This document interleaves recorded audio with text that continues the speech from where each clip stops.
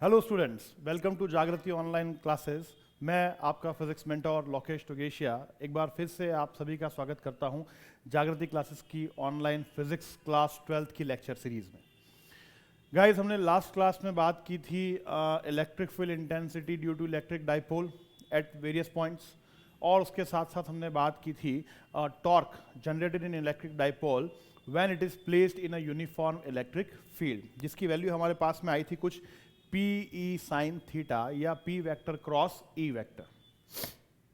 चलिए, उसी सीक्वेंस में हम आगे बढ़ते हुए आज कुछ न्यूमेरिकल प्रॉब्लम्स देखते हैं, इलस्ट्रेशंस देखते हैं न्यूमेरिकल प्रॉब्लम्स के, और उसके बाद में हम बात करेंगे इलेक्ट्रिक फील्ड लाइंस पर।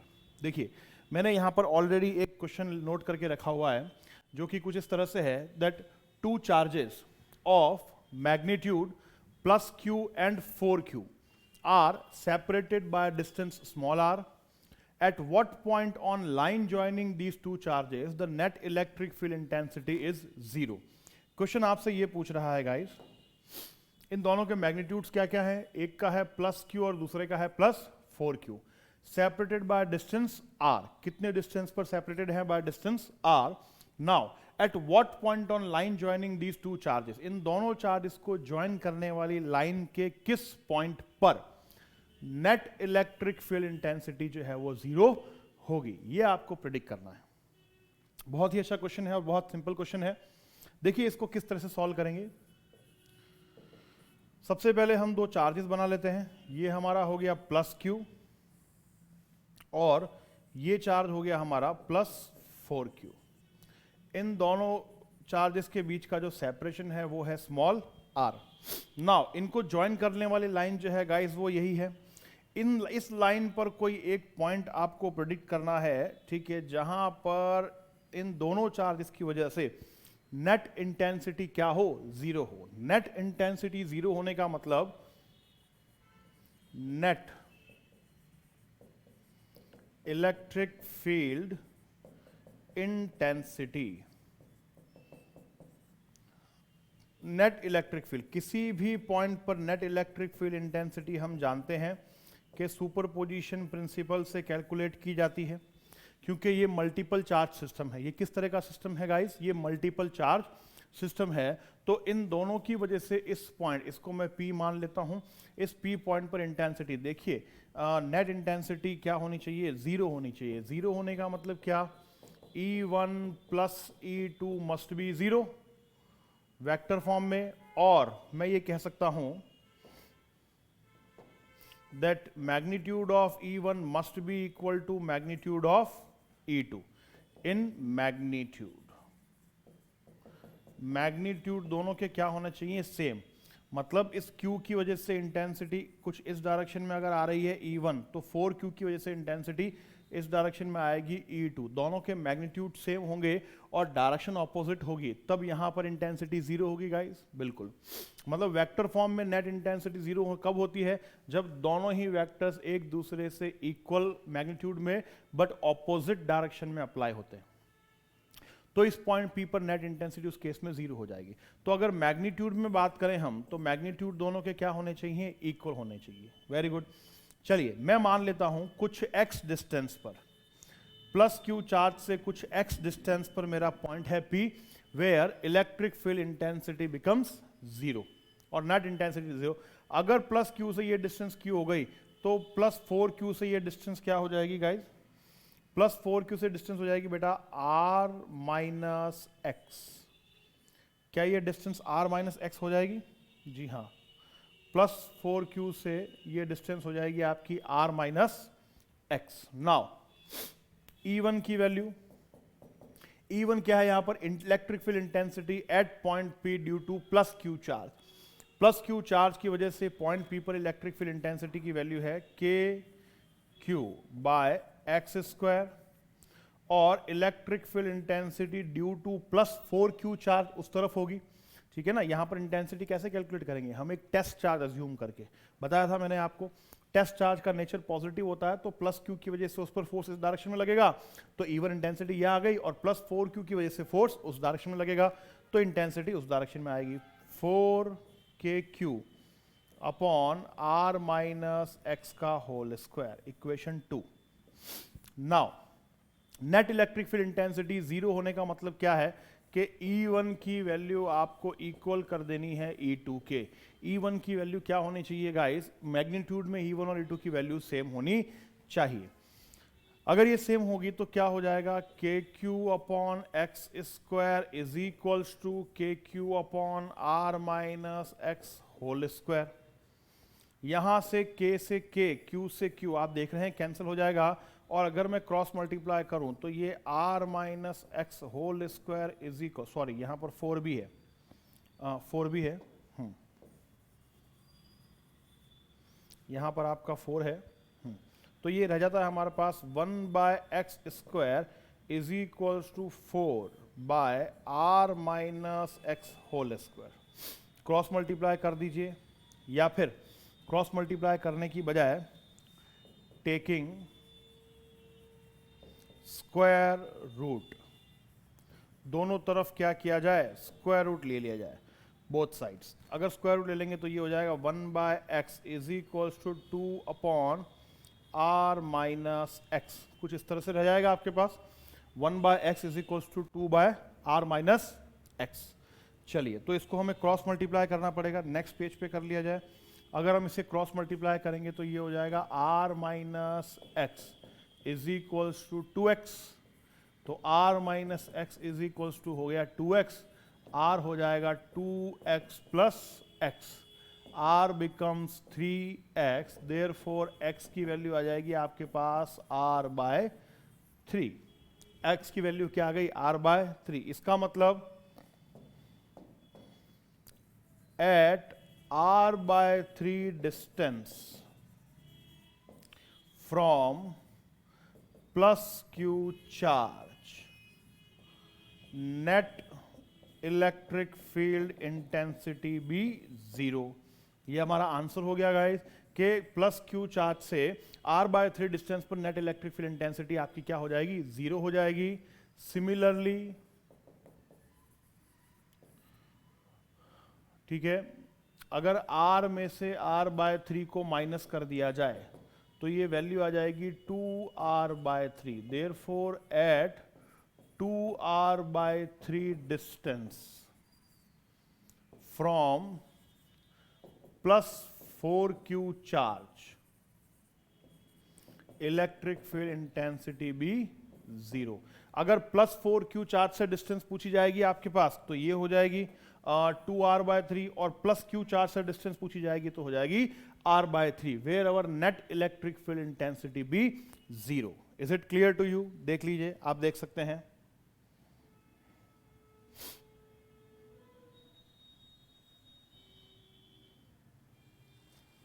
क्लियर है बेटा? चलिए, तो इस तरह से इस क्वेश्चन को हम जो है वो कंप्लीट करेंगे।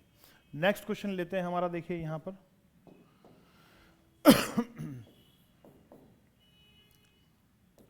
To charges plus 10 coulomb and minus 10 coulomb are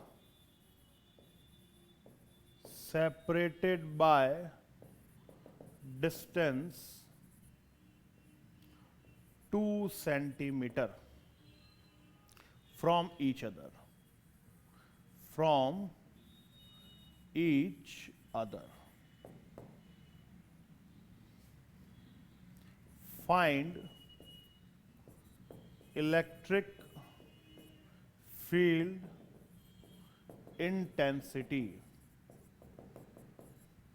at distance 60 centimeter from midpoint of electric dipole. Find electric field intensity at distance 60 centimeter from midpoint of electric dipole. पहला at axial point,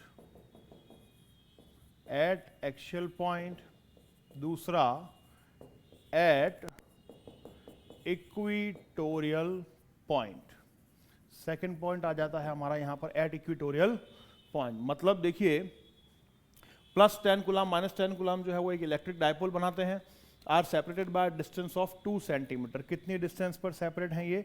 2 centimetre distance पर separate है। Electric field intensity निकालनी है आपको 60 centimetre from the mid point of electric dipole. ये दोनों मिलकर के क्या बना रहे हैं गाइस, एक इलेक्ट्रिक डाइपोल कंस्ट्रक्ट कर रहे हैं। क्या कंस्ट्रक्ट कर रहे हैं, इलेक्ट्रिक डाइपोल। आपको 60 centimetre mid point eight axial point and at equatorial point पर इंटेंसिटी कैलकुलेट करनी है।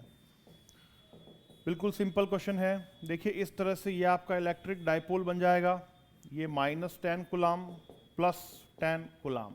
सेपरेशन इनके बीच में कितना हो गया, 2 सेंटीमीटर। पहली बात, अगर एट एक्सियल पॉइंट पर पूछी जाती है तो हमारे पास में इलेक्ट्रिक फील्ड इंटेंसिटी का डायरेक्ट रिलेशन है 2 kp/x³, वेयर x क्या हो जाएगा यहां पर, x is distance of observation point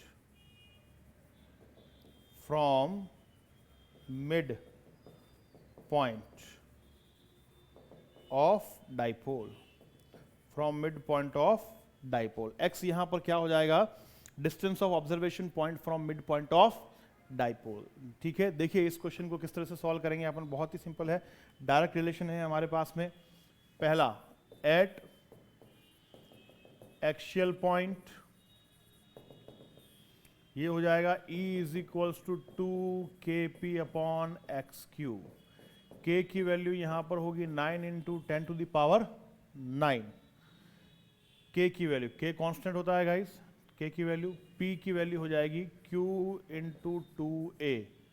q यहां पर है आपका 10 और 2a की जगह आएगा 2 × 10⁻² कूलम × मीटर। k की यूनिट न्यूटन मीटर स्क्वायर पर कूलम स्क्वायर।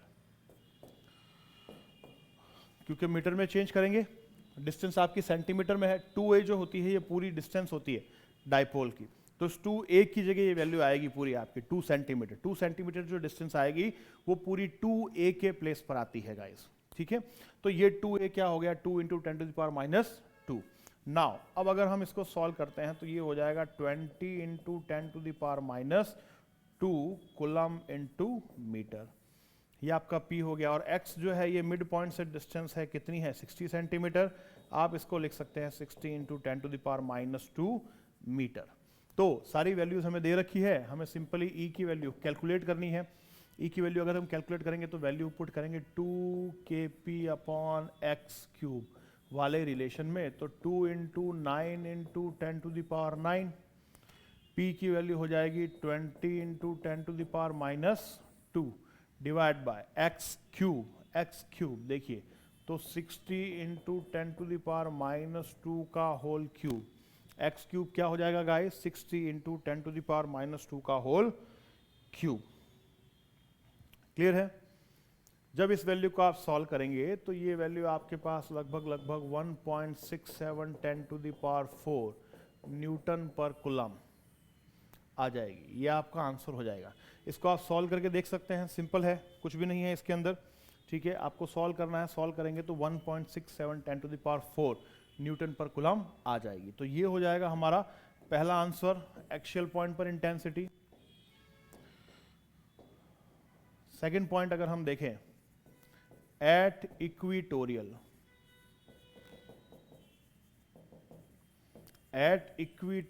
पॉइंट की बात करें, एट इक्वेटोरियल पॉइंट की अगर हम बात करते हैं तो इक्वेटोरियल पॉइंट पर इंटेंसिटी का फॉर्मूला होता है kp/x³। याद रखिएगा इस kp/x³। कुछ नहीं करना है, सिंपली आपको वैल्यू पुट करनी है 9 × 10⁹ 20 × 10⁻² डिवाइड बाय 60 × 10⁻² होल स्क्वायर। ये वैल्यू आपके पास में लगभग 0.83 × 10⁴ न्यूटन पर कूलम मिल जाएगी। तो ये आपकी इंटेंसिटी हो जाएगी एट इक्वेटोरियल पॉइंट। बिल्कुल सिंपल, मतलब हॉरिजॉन्टल पॉइंट पर और वर्टिकल पॉइंट पर। इलेक्ट्रिक डाइपोल के हॉरिजॉन्टल पॉइंट और वर्टिकल पॉइंट पर इंटेंसिटी डायरेक्ट इन एक्सप्रेशन से कैलकुलेट की जा सकती है। kp by x cube, 2 kp by x cube and kp by x cube. I hope it is clear to you. देख लीजिए.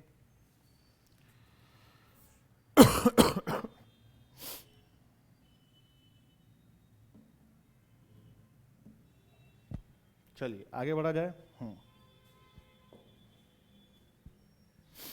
एक क्वेश्चन है, what will be the ratio of kinetic energies of proton, deuteron and alpha particle. Alpha particle in a uniform electric field. In a uniform electric field, when they start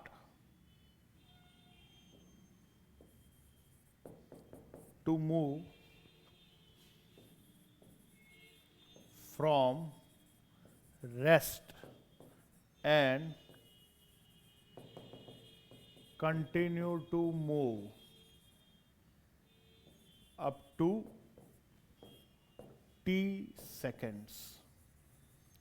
Up to t seconds. What will be the ratio of kinetic energies of proton, deuteron and alpha particle in a uniform electric field when they start to move, ठीक है, from rest, when they start to move from rest and continue to move up to t second. मतलब rest से start करके t seconds तक move कर रहे हैं uniform electric field में, तो इनकी काइनेटिक एनर्जीज के रेशियो क्या क्या हो जाएंगे. चलिए, तो इस क्वेश्चन को सॉल्व करना है. बहुत अच्छा क्वेश्चन है, बहुत ही अच्छा क्वेश्चन है. काफी एग्जाम्स में इस तरह के क्वेश्चंस पूछे जाते हैं. देखिए, नाउ अगर हम बात करते हैं, देखिए प्रोटॉन की. प्रोटॉन जो होता है वो क्या होता है? प्रोटॉन एक पॉजिटिव चार्ज पार्टिकल होता है, ठीक है. मास प्रोटॉन का जो होता है वो 1.67 10 to the power minus 27 kgs होता है, और चार्ज जो प्रोटॉन का होता है वो 1.6 10 to the power minus 19 coulomb होता है प्रोटॉन. अगर इसी तरह से हम ड्यूट्रॉन की बात करें, ड्यूट्रॉन को डबली प्रोटॉन भी कहा जाता है. ड्यूट्रॉन मीन्स डबल प्रोटॉन या डबली प्रोटॉन. डबली प्रोटॉन का मतलब ड्यूट्रॉन का मास जो होता है गाइस वो twice the mass of proton होता है. ध्यान रखिएगा, ड्यूट्रॉन का मास कितना होता है? Twice the mass of proton. Whereas charge of deuteron is equal to charge of proton, but इसका जो चार्ज होता है वो प्रोटॉन के चार्ज के इक्वल ही होता है. प्रोटॉन के चार्ज के इक्वल ही होता है. ये ड्यूट्रॉन की कहानी है. इसी तरह से अल्फा पार्टिकल की बात करें, अल्फा पार्टिकल जो है वो एक हीलियम न्यूक्लियन के बराबर होता है. 2He4 हीलियम न्यूक्लियन के बराबर होता है. कहने का मतलब अल्फा पार्टिकल का मास जो होता है वो 4 times the mass of proton होता है, 4 times the mass of proton. और अल्फा पार्टिकल का जो चार्ज होता है वो 2 times the charge of proton होता है. ये रिलेशन आपको ध्यान रखने पड़ेंगे क्योंकि ये रिलेशन बहुत ज्यादा काम आएंगे हमारे पास में. प्रोटॉन पॉजिटिव चार्ज, ड्यूट्रॉन भी पॉजिटिव चार्ज पार्टिकल है, whereas alpha particle is also a positive charge particle. Alpha particle भी आपका एक पॉजिटिव चार्ज पार्टिकल ही होता है. प्रोटॉन की कहानी, ड्यूट्रॉन की कहानी और अल्फा पार्टिकल की कहानी कुछ इस तरह से है. सबसे पहले तो आपको ये चीजें ध्यान रखनी होंगी. उसके बाद ये यूनिफॉर्म इलेक्ट्रिक फील्ड है. सपोज कर लीजिए यूनिफॉर्म इलेक्ट्रिक फील्ड इस तरह से ही होती है, डिनोट की जाती है पैरेलल लाइंस के थ्रू. इसके अंदर अगर एक पार्टिकल, ठीक है ना, कोई भी पार्टिकल है जिसका चार्ज Q है, वो रेस्ट पर है। कहां पर है? रेस्ट पर है। इसका मतलब उसकी इनिशियल स्पीड क्या होगी? 0। मैंने आपको कहा था कि यूनिफॉर्म इलेक्ट्रिक फील्ड के अंदर जब चार्ज का मोशन होता है तो वो एक्सेलरेटेड मोशन होता है। किस तरह का मोशन होता है गाइस? एक्सेलरेटेड मोशन होता है। और इस एक्सेलरेटेड मोशन के अंदर जो चार्ज के मोशन की स्टडी है हम इक्वेशन ऑफ मोशंस की हेल्प से कर सकते हैं। तो देखिए, जब हम इसको यहां से u इज इक्वल टू 0 से रिलीज करते हैं, ठीक है, और ये t टाइम तक क्या कर रहा है? मूव कर रहा है अप टू टाइम t। तो जब ये चार्ज पार्टिकल यहां पहुंचेगा तो इसकी कुछ वेलोसिटी होगी v। क्या होगी वो वेलोसिटी? क्या होगा इसका एक्सेलरेशन? इसके पास कुछ एक्सेलरेशन भी होगा a, क्योंकि वेलोसिटी में चेंज आ रहा है। एक्सेलरेशन क्या होगा गाइस? उसकी बात अगर हम करें, acceleration generated in charge particle when it is moved in uniform electric field। जब वो यूनिफॉर्म इलेक्ट्रिक फील्ड में मूव कर रहा हो, तो हमने बात कर रखी है a की वैल्यू क्या होती है? QE/m। एक्सेलरेशन ये होता है QE/m। अगर एक्सेलरेशन ये हो गया तो from first equation of motion, first equation of motion से इसकी फाइनल वेलोसिटी हो जाती है uv is equal to u plus at। u की वैल्यू 0 है और ये QE/m इंटू टी है। तो वेलोसिटी जो चार्ज पार्टिकल की होगी वो होगी QET/m। QET/m, यहां तक ध्यान रखिएगा। वेलोसिटी ऑफ चार्ज पार्टिकल क्या हो जाएगी गाइस? QET/m, क्योंकि एक्सेलरेशन की वैल्यू यहां पर आएगी और t से मल्टीप्लाई हो जाएगा। तो कोई भी चार्ज पार्टिकल, चाहे वो प्रोटॉन हो, चाहे न्यूट्रॉन हो, चाहे अल्फा पार्टिकल हो, अगर वो 0 से रेस्ट से t टाइम तक मूव करता है तो t टाइम के बाद में उसकी जो फाइनल वेलोसिटी होगी वो होगी QET/m। क्लियर है? Now kinetic energy of proton की अगर मैं बात करूं, Kp, प्रोटॉन की kinetic energy formula half mv², half m में v आ जाएगा और v में क्या आएगा? q ET/mp का होल स्क्वायर। क्या यही होगा? QET/mp का होल स्क्वायर। इसको अगर हम सॉल्व करते हैं गाइस तो ये हो जाएगा q² E² T² upon 2mp। KEP kinetic energy of proton हमारे पास में ये आएगी Q² E² T², क्योंकि mp² से एक mp कैंसिल हो जाएगा तो यहां बच जाएगा 2mp। सिमिलरली अगर आगे चलें, kinetic energy of neutron, neutron की बात करें KED, तो ये हो जाएगा again half mv², half m की जगह आएगा md या mp ही लिख सकते हैं इसको, और v हो जाएगा सॉरी यहां लिख लेते हैं, देखिए यहां लिख लेते हैं KED is equal to half md, v में QDET अपॉन md का स्क्वायर। तो काइनेटिक एनर्जी ऑफ न्यूट्रॉन ये बन जाती है guys QD Q² T² upon 2md। Q जो है यहाँ पर वो प्रोटॉन के चार्ज के इक्वल ही होता है, बताया है मैंने आपको, अपॉन मास ऑफ प्रोटॉन जो है, मास ऑफ प्रोटॉन वो कितना होगा? Twice the mass of neutron जो है वो यहाँ पर twice the mass of proton लिखा जा सकता है क्या? md को मैं लिख रहा हूँ यहाँ पर 2mp, क्योंकि हमने पीछे देख रखा है md की वैल्यू ट्वाइस ऑफ mp होती है और charge of d is equal to charge of p ही होता है। तो मैंने ये वैल्यूज यहाँ पर पुट कर दी, तो मेरे पास में KED न्यूट्रॉन की काइनेटिक एनर्जी हो जाती है Q² E² T² upon 4mp। देखिए equation 2, Q² E² T² bye 4mp। Now अब हम बात करें kinetic energy of alpha particle.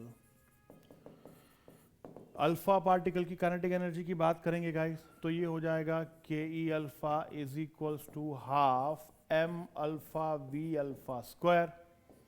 तो K E alpha is equal to half m alpha v alpha दोबारा से q alpha E t upon m alpha whole square.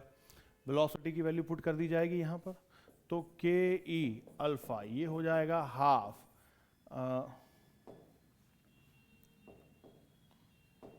देखिए q alpha square E square t square upon 2m alpha. Now m alpha जो है वो 4 times है मास of proton के, और charge of alpha जो है वो ट्वाइस दी चार्ज है किसके, प्रोटॉन के। तो अगर मैं इन दोनों वैल्यूज को यहाँ रिप्लेस करता हूँ तो kinetic energy of alpha particle ये बन जाती है 4q square E square t square upon 8mp। Value put कर देंगे 8mp, m अल्फा की जगह 4mp पुट करेंगे तो 4 टू 8mp हो जाएगा। तो देखिए प्रोटॉन की kinetic energy q square E square t square by 2mp। Proton की काइनेटिक एनर्जी ये आई हमारे पास। ड्यूट्रॉन की kinetic energy q square E square t square upon 4mp, और kinetic energy of alpha particle आई 4q square E square t square upon 8mp। इन तीनों इक्वेशंस का रेशियो करना है आपको गाइस। क्या करना है, तीनों इक्वेशंस का रेशियो करना है। कैसे, देख लीजिए। Kinetic energy of proton ratio kinetic energy of deuteron ratio kinetic energy of alpha particle, कुछ इस तरह से। तो equation 1 ratio equation 2 ratio equation 3। Equation 1 क्या थी, q square E square t square upon mp 2mp ratio q square E square t square upon 4mp ratio 4q square E square t square upon 8mp। इस तरह से तीनों equations की value put करेंगे तो आप देखेंगे कि यहां से q square q square q square E square E square E square t square t square t square mp mp mp cancel out हो जाएगा, कैंसिल आउट हो जाएगा। समझ में आ रहा है आपको यहां तक। नेक्स्ट क्या बचेगा, 1/2 रेशियो 1/4 रेशियो, इसको भी 1/2 लिखा जा सकता है क्या बेटा, 1/2 क्योंकि 4/8 है। देख लीजिए 1/2 है क्योंकि 4/8 है यहां पर।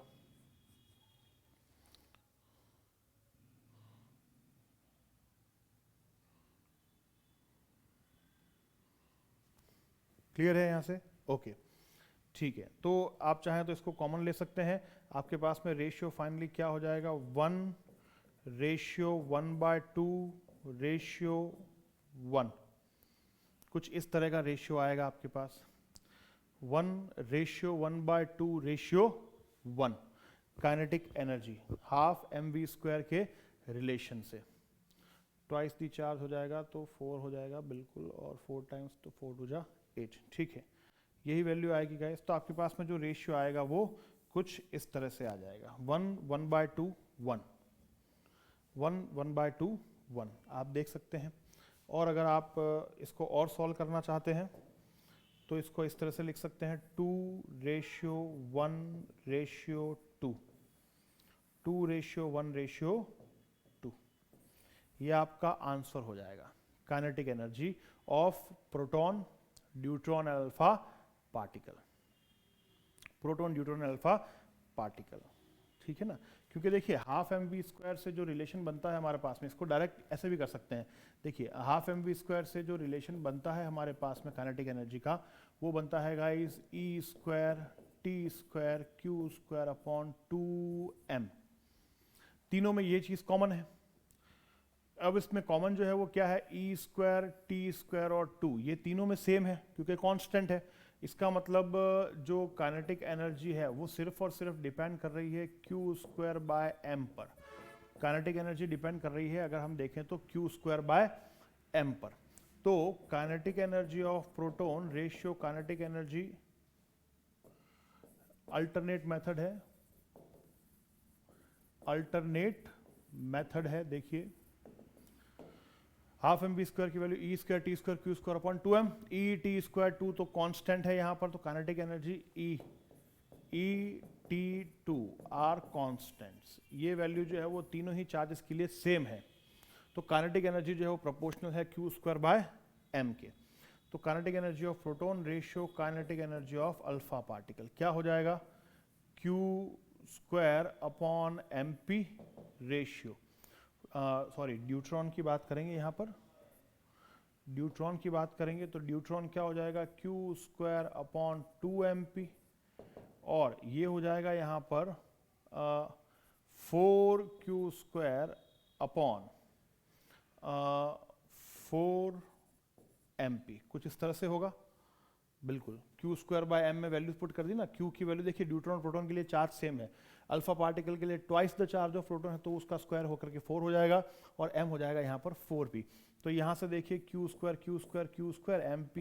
mp कैंसल आउट हो जाएंगे, बचा क्या 1:1/2:1, यही बचा। देखिए वापस ये रेशियो आ गया आपके पास 1:1/2:1, और इसको सॉल्व करेंगे तो 2:1:2, यही फाइनल आंसर हमारे पास में आ जाता है। तो आप अल्टरनेट मेथड से इस तरह से भी आप इसको सॉल्व कर सकते हैं। बहुत ही अच्छा क्वेश्चन है, ठीक है, बहुत हेल्पफुल क्वेश्चन है, काफी सारे एग्जाम्स में पूछा जाता है। तो इस तरह से ये क्वेश्चंस जो है यहाँ पर सॉल्व हो जाते हैं।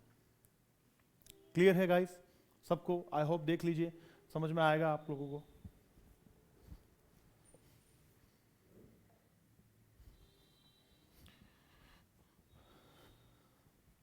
चलिए, I hope it is clear to all of you, ठीक है। चलिए नेक्स्ट हेडिंग हम लगा लेते हैं, जल्दी से आगे बढ़ते हैं और हमारी न्यू हेडिंग पर चलते हैं जो कि है इलेक्ट्रिक फील्ड,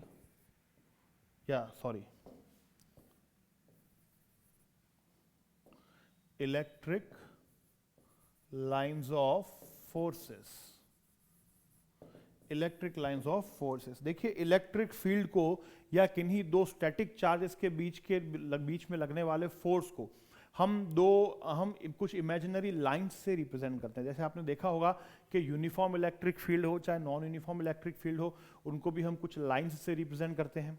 सिमिलरली दो चार्जेस के बीच में लगने वाले फोर्स ऑफ इंटरेक्शन, चाहे रिपल्शन हो चाहे अट्रैक्शन हो, उसको भी हम कुछ इमेजिनरी लाइंस से फ्लो ड्रॉ करते हैं या शो करते हैं। इन इमेजिनरी लाइंस को हम बोलते हैं इलेक्ट्रिक लाइंस ऑफ फोर्सेस या फिर electric field lines.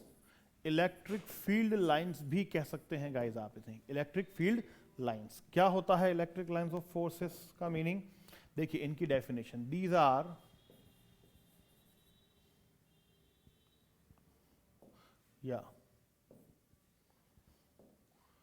electric lines of forces are those imaginary lines inside the electric field, inside the electric field on which a unit positive test charge tends to move,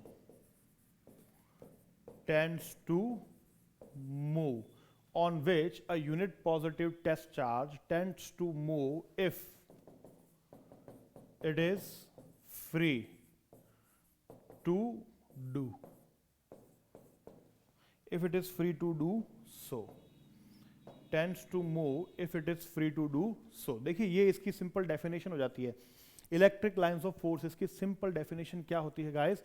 Electric lines of forces are those imaginary lines inside the electric field on which a unit positive test charge tends to move if it is free to do so. Tends to move का मतलब move करना चाहेगा, अगर उसे freely move करने दिया जाए तो। किसी भी इलेक्ट्रिक फील्ड के अंदर इलेक्ट्रिक लाइंस ऑफ फोर्सेस वो इमेजिनरी लाइंस होती हैं जिन पर कोई test charge, positive test charge जो है वो मूव करना चाहेगा, अगर हम उसे मूव करने के लिए फ्रीली छोड़ दिया जाए।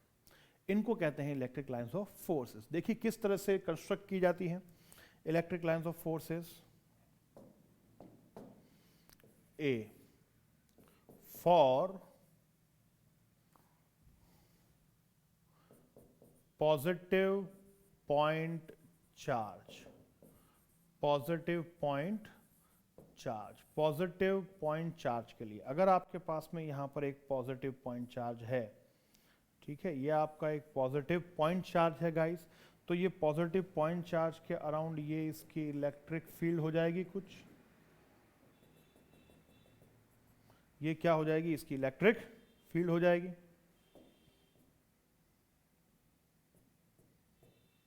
ये इसकी इलेक्ट्रिक फील्ड हो जाएगी। नाउ अब इस इलेक्ट्रिक फील्ड में देखिए, अगर आप किसी भी पॉइंट पर एक टेस्ट चार्ज को प्लेस करके छोड़ देते हैं, जैसे कि मैंने इस पॉइंट पर टेस्ट चार्ज को प्लेस करके छोड़ दिया, तो ये टेस्ट चार्ज जो है इस पर जो फोर्स लगेगा ये किस डायरेक्शन में मूव करना चाहेगा, इसी डायरेक्शन में, straight.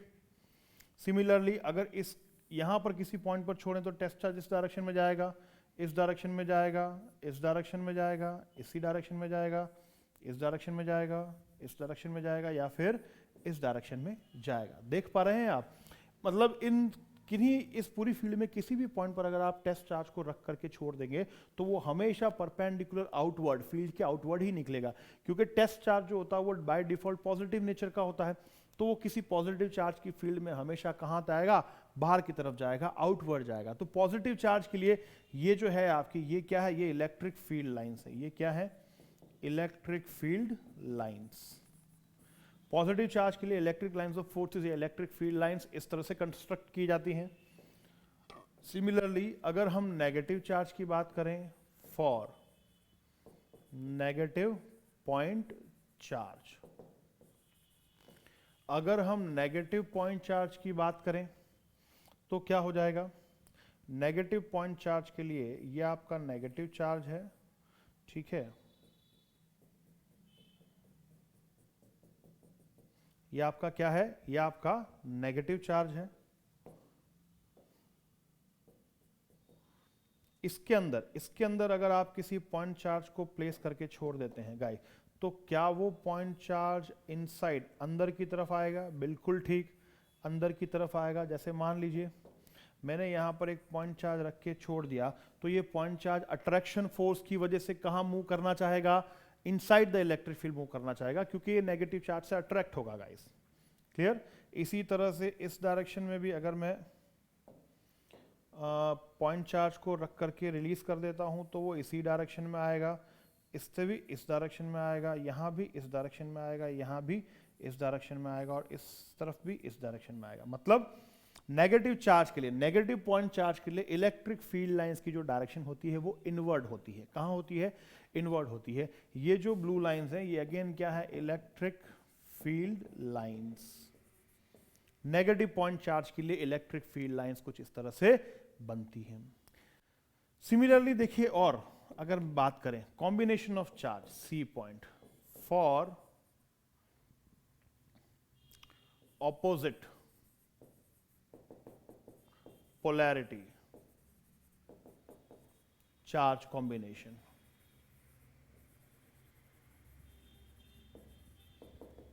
Opposite polarity charge combination, for opposite polarity charge combination की अगर हम बात करें तो ये क्या हो जाएगा। देखिए ऑपोजिट पोलैरिटी का मतलब क्या है, मैं यहां पर एक लाइन खींच देता हूं, और बिल्कुल मतलब सपोज कर लीजिए ये आपका एक पॉजिटिव चार्ज है और यहां पर आपका एक नेगेटिव चार्ज है, तो ये ऑपोजिट पोलैरिटी कॉम्बिनेशन हो गया। नाउ अब अगर देखिए इन दोनों के बीच में मैं एक पॉजिटिव पॉइंट चार्ज को रख के छोड़ देता हूं, बिल्कुल ठीक सेंटर में रखूंगा इनको ज्वाइन करने वाली लाइन के बीच में, तो पॉजिटिव चार्ज प्लस से कहां जाएगा, माइनस की तरफ जाएगा गाइस, सोचने वाली बात ही नहीं है। प्लस से कहां जाएगा, माइनस की तरफ जाएगा, क्लियर है ना, प्लस से जाएगा माइनस की तरफ। तो यहां पर जो इलेक्ट्रिक लाइन का कंस्ट्रक्शन है, ठीक है, वो किस तरह से बन जाएगा हमारा? इलेक्ट्रिक लाइन का कंस्ट्रक्शन देखिए, वो इस तरह से बन जाएगा, सॉरी, इलेक्ट्रिक लाइन का कंस्ट्रक्शन इस डायरेक्शन में। अगर आप पॉइंट चार्ज को इन दोनों के ठीक सेंटर में छोड़ देते हैं, अगर इसके बीच में कहीं छोड़ेंगे तो पॉजिटिव चार्ज से दूर जाएगा, लेकिन वो नेगेटिव चार्ज की तरफ जाएगा। मतलब अगर बीच में कहीं छोड़ेंगे तो इलेक्ट्रिक फील्ड लाइंस जो है वो कर्ड शेप ले लेती हैं इस तरह से, पॉजिटिव चार्ज से आउटवर्ड बट नेगेटिव चार्ज के इनवर्ड, इस तरह से।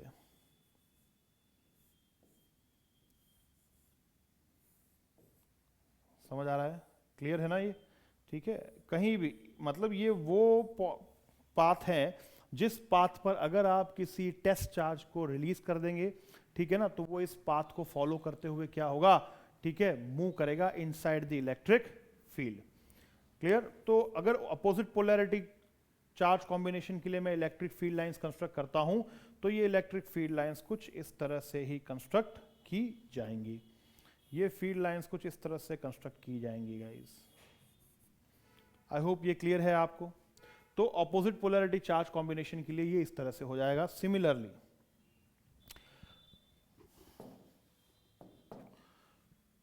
E for similar polarity charge combination, similar polarity charge combination, similar polarity charge combination की अगर हम बात करें, जैसे कि ये देख सकते हैं आप, पॉजिटिव चार्ज और पॉजिटिव चार्ज, इसके बीच में अगर मैं देखिए किसी यूनिट पॉजिटिव चार्ज को प्लेस करता हूं, तो वो ना तो इसके पास जाएगा और ना ही इसके पास जाएगा, वो दोनों से ही कहां चला जाएगा, ठीक है, डिस्ट्रैक्ट हो जाएगा। इस तरह से देख पा रहे हैं आप, इस तरह से।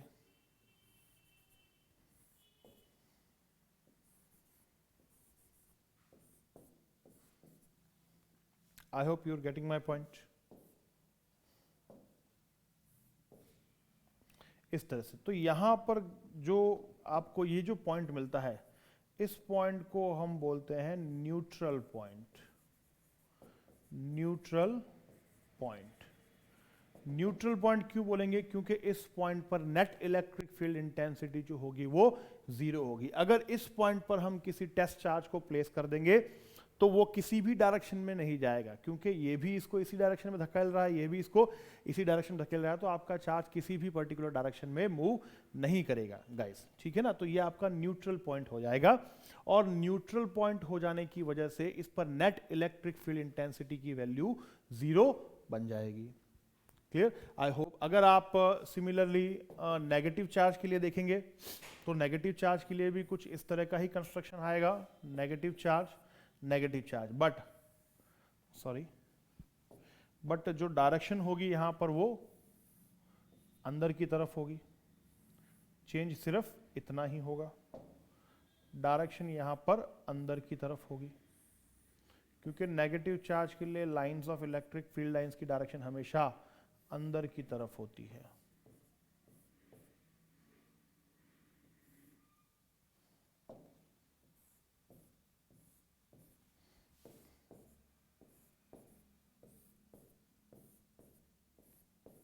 इस तरह से। क्लियर?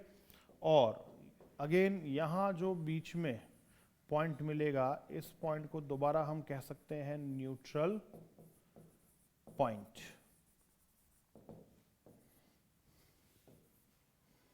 At neutral point,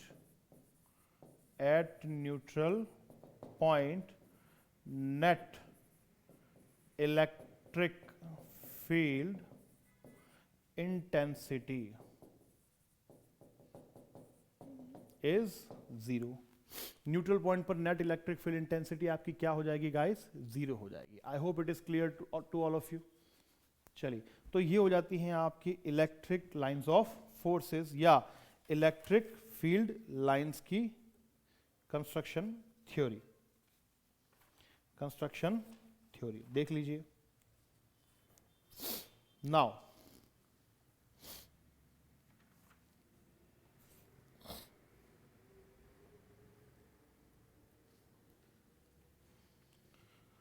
अब इसकी कुछ प्रॉपर्टीज लिख लेते हैं गाइस, प्रॉपर्टीज पर बात करते हैं। देखिए ठीक है, इलेक्ट्रिक फील्ड लाइंस की सम प्रॉपर्टीज,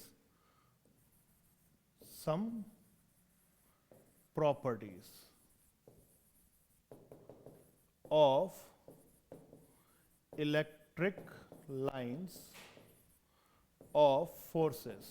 कुछ इंपॉर्टेंट प्रॉपर्टीज पर डिस्कशन करते हैं जल्दी से। Some properties of electric lines of forces क्या होंगी? देखिए पहली,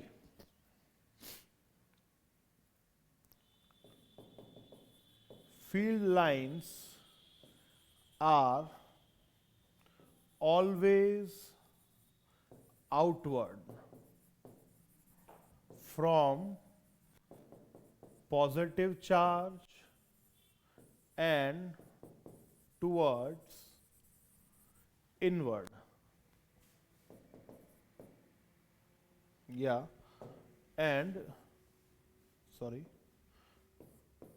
and inward.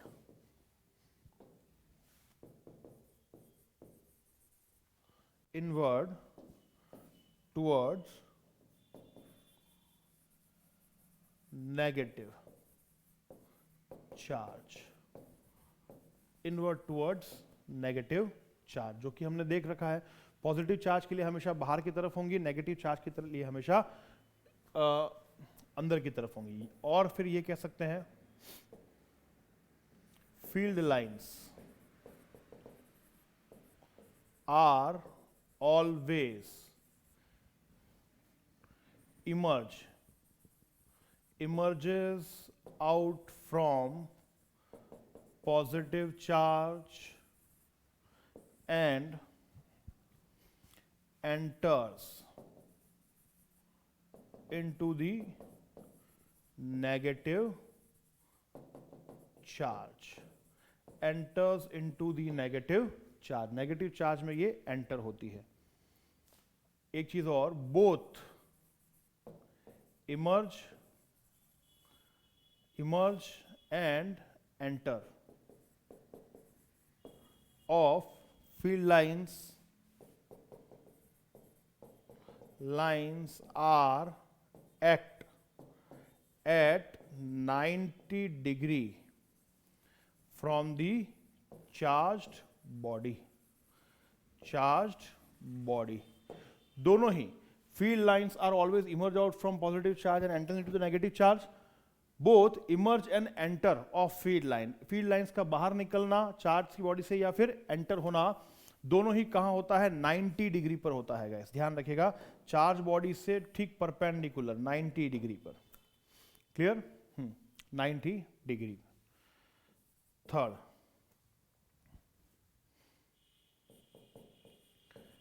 inside the conductor there will be no electric field lines, as electric field is zero inside the conductor. Next point जो हमने लिखा है यहां पर, inside the conductor there will be no electric field. Conductor के अंदर कोई electric field नहीं होती है, सॉरी, इस वजह से इलेक्ट्रिक फील्ड लाइंस जो होती है कंडक्टर के अंदर नहीं होंगी। जैसे कि देखिए, अगर मैं यहां पर एक चार्ज कंडक्टर कंस्ट्रक्ट कर देता हूं इस तरह से, जिस पर चार्ज जो है वो यूनिफॉर्मली इस तरह से डिस्ट्रीब्यूटेड है। चार्ज कैसे डिस्ट्रीब्यूटेड है? इस तरह से डिस्ट्रीब्यूटेड है गाइस, ठीक है ना। तो ये एक कंडक्टर है, क्योंकि हमने देख रखा है, ठीक है, रिलेटिव परमिटिविटी की value inside the conductor infinity होती है, तो वहां पर नेट इलेक्ट्रिक फील्ड की वैल्यू जो है वो 0 होती है। अगर इसके लिए हम इलेक्ट्रिक फील्ड लाइंस कंस्ट्रक्ट करते हैं तो इस कंडक्टर के लिए electric field lines perpendicular to the conductor होंगी, और वो हमेशा बाहर ही होंगी। कहां होंगी? बाहर ही होंगी, अंदर नहीं होंगी, और हमेशा 90 डिग्री एंगल पर लाई करेंगी। 90 डिग्री एंगल पर लाई करेंगी। आप कहीं भी बनाइए, ये एंगल हमेशा 90 डिग्री ही बनेगा फ्रॉम दी कंडक्टर। और इनसाइड द कंडक्टर ये फील्ड लाइंस एग्जिस्ट नहीं करेंगी। अगर हम स्पेरिकल कंडक्टर बनाते हैं तो उसके लिए भी ये चीज़ वैलिड होगी।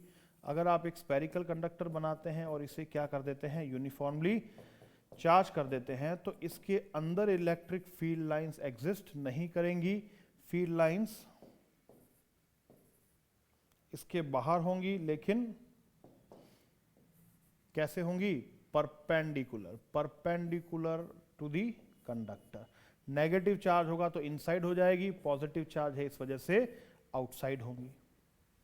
ये इसकी प्रॉपर्टी है। चलिए नेक्स्ट प्रॉपर्टी देखते हैं। 3 पॉइंट्स देखे थे।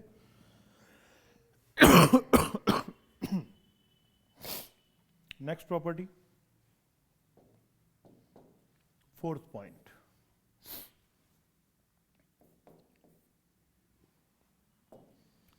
Tangent drawn at any point of, या इससे पहले मैं आपको एक दूसरा पॉइंट बताता हूं, उसके बाद में इस पॉइंट की चर्चा करते हैं हम। देखिए, electric field lines may be straight or curved। Electric field line straight भी हो सकती हैं और कर्व्ड भी हो सकती है, but can not form closed loop. कभी भी क्लोज लूप नहीं बना सकती, क्योंकि अगर ये एक पॉजिटिव चार्ज से इमर्ज होंगी तो नेगेटिव चार्ज पर ही जाकर के खत्म होंगी। पॉजिटिव चार्ज से निकल के दोबारा वापस कभी भी पॉजिटिव चार्ज बॉडी में ये एंड नहीं होती है। अगर मैं इस तरह से देखूं कि ये मेरा एक कंडक्टर है, ठीक है ना, और कोई इलेक्ट्रिक फील्ड लाइन यहां से निकल करके यहां आ रही है, तो ये पॉसिबल नहीं है, ठीक है ना। कभी भी ये क्लोज लूप नहीं फॉर्म करती, ठीक है, इस चीज का ध्यान रखिएगा आप, ये कभी क्लोज लूप फॉर्म नहीं करती। Now next point, electric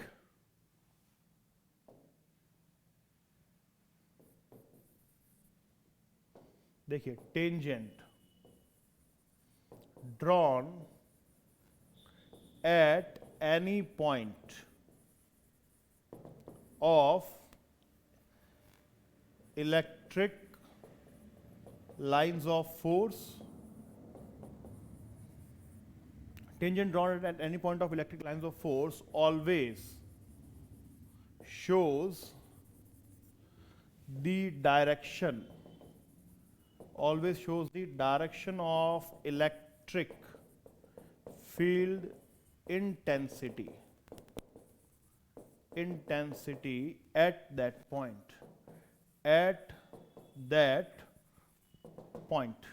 tangent drawn at any point of electric lines of forces always shows the direction of electric field at that point। जैसे मान लीजिए कि ये आपकी कोई इलेक्ट्रिक फील्ड लाइन है, इस तरह से जा रही है, इसके किसी भी पॉइंट पर, जैसे इस पॉइंट पर हम एक टेंजेंट ड्रॉ कर देते हैं, तो ये टेंजेंट हमेशा क्या देगी आपको, इस पॉइंट पर इलेक्ट्रिक फील्ड इंटेंसिटी की वैल्यू। अगर ये इलेक्ट्रिक लाइंस जो है वो इस तरह से पास हो रही है, इस तरह से एरो दिखा रहा है आपको, तो इसके किसी भी पॉइंट पर अगर हम क्या करते हैं, टेंजेंट ड्रॉ करते हैं, तो ये इस पॉइंट पर आपको इलेक्ट्रिक फील्ड इंटेंसिटी की डायरेक्शन प्रोवाइड करवाती है। क्लियर?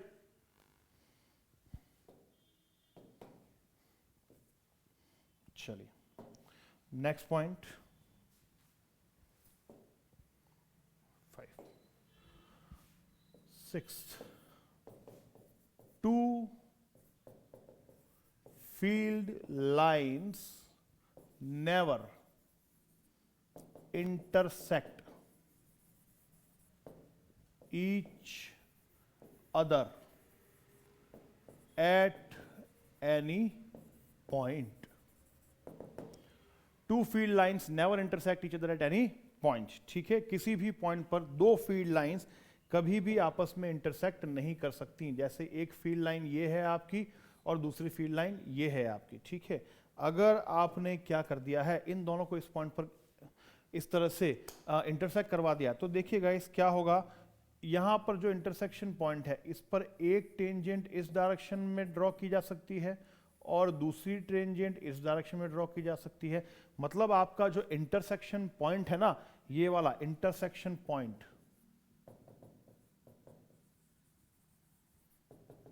इंटरसेक्शन पॉइंट, इस इंटरसेक्शन पॉइंट पर एक ही पॉइंट पर दो अलग अलग इलेक्ट्रिक फील्ड्स की डायरेक्शन बनेगी, जो कि पॉसिबल नहीं होता, ठीक है ना। इंटरसेक्शन पॉइंट नो, दो अलग अलग इलेक्ट्रिक फील्ड की डायरेक्शंस यहां पर पॉसिबल नहीं है।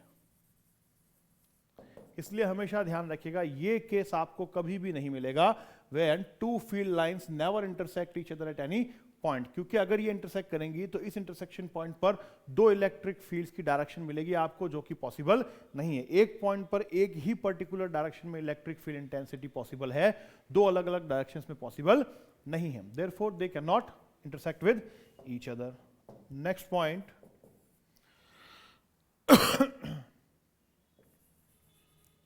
density of electric field lines, electric field lines always show the strength of electric field intensity, या इलेक्ट्रिक फील्ड भी कह सकते हैं आप। Density of electric field lines always show the strength of electric field. मतलब देखिए, जहां पर इलेक्ट्रिक फील्ड लाइंस जितनी ज्यादा नजदीक नजदीक होंगी, कुछ इस तरह से देख पा रहे हैं आप, ये सारी सपोज कर लीजिए आपकी फील्ड लाइंस हैं, तो डेंसर, जितनी ज्यादा डेंसर होंगी, denser field lines strengthen electric field region, electric field region जितनी ज्यादा डेंसर, जितनी ज्यादा नजदीक नजदीक होंगी जिस रीजन पर इलेक्ट्रिक लाइंस ऑफ फोर्सेस, वहां पर आपका इलेक्ट्रिक फील्ड रीजन उतना ही ज्यादा स्ट्रेंथन होगा। वेयर एज अगर इलेक्ट्रिक फील्ड लाइंस इस तरह से हैं, ठीक है, तो क्या हो जाएगा, फार्दर फार्दर फील्ड लाइंस, अगर आपकी फील्ड लाइंस फार्दर है तो weaker the electric field region, electric field region आपका यहां पर उतना ही ज्यादा वीक होगा। क्लियर है आपको ये पॉइंट? जितनी ज्यादा डेंसर होंगी आपकी इलेक्ट्रिक फील्ड लाइंस, आपका इलेक्ट्रिक फील्ड रीजन उतना ही ज्यादा स्ट्रेंथन होगा। जितनी ज्यादा दूर दूर होंगी इलेक्ट्रिक फील्ड लाइंस, आपका इलेक्ट्रिक फील्ड रीजन उतना ही वीकर हो जाएगा गाइस। क्लियर है? तो ये कुछ इंपॉर्टेंट पॉइंट्स हो जाते हैं regarding the electric lines of forces. यहां पर आपका जो टॉपिक है इलेक्ट्रिक लाइंस ऑफ फोर्सेस वो कंप्लीट हो जाता है। क्लियर? और इलेक्ट्रिक फील्ड वाला जो टॉपिक है ये भी यहां पर आपका जो है आई एम श्योर कंप्लीट हो जाता है। चलिए, तो आज के टॉपिक में हम यहां तक की बात करेंगे। ठीक है, नेक्स्ट टॉपिक लेंगे हम हमारी नेक्स्ट क्लास में। ठीक है, तब तक के लिए thank you, have a nice day, thank you guys.